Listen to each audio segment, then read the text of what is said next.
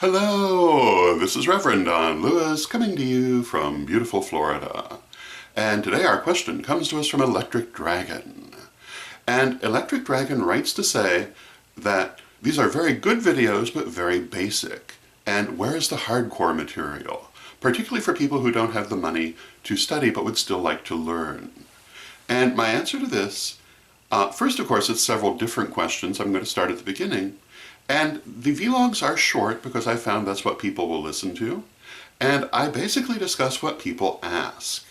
However, I would say that not all of our conversations have been remotely basic. We've talked about things like time magic, the nature of the soul, the nature of incarnation, the nature of will, a great many rather deep subjects, often in quite a bit of detail. They are, however, quick offerings. I talk about them fast, I throw things in without necessarily dragging it out. So for some people who might confuse length with depth, it might seem like we don't ever get very far in, but if you actually listen to them, you'll find that some of them go very deep, and others don't. A lot of people are asking basic questions because they're new to the community, and those basic questions aren't basic to them. You know, many years ago I had the privilege of interviewing some people from Llewellyn Publications who eventually published my books. But I asked them at the time, why did they publish so much 101 material? Because people often criticize them for this. But their answer was very insightful, and their answer was because there are always new 101 people. New people are always coming into the community, and they always have these same basic questions, which are new to them and are not basic to them. They're only just learning.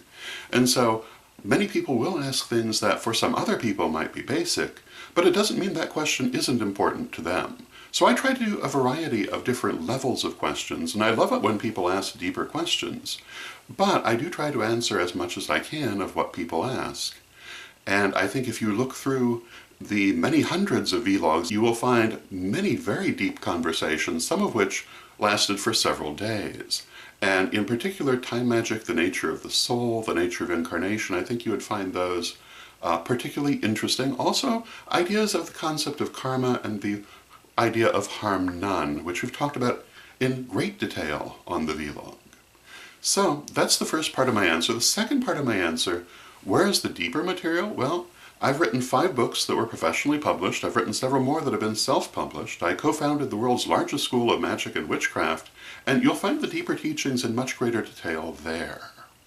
And as for people who don't have money to study, the school actually offers so many free classes that you could take it for several years before you exhausted them. And therefore I would recommend that. And some of those classes, such as Living the Wiccan Life or the Correllian First Degree material, go into tremendous detail. And I would argue more detail than you're going to find in most other places, and perhaps anywhere. So, those are my answers. I hope you find them useful, and until next time, may you blessed be. And speaking of where the deeper material is, you might want to check out my video lessons. You can learn more about the video lessons at revdonlewis.com. And from those video lessons, today's vlog is sponsored by the phrase, as above, so below. As above, so below. The ancient maxim, as above, so below, is attributed to the Egyptian spiritual master Hermes Trismegistus, whose emerald tablet and other works were the standard of traditional Hermetic teaching.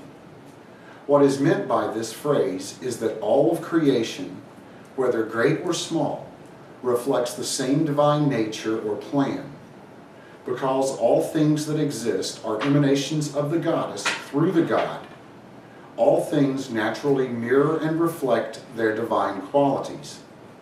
For this reason, the same truth will be discerned in a galaxy of stars or in a single grain of sand, if one is open to it.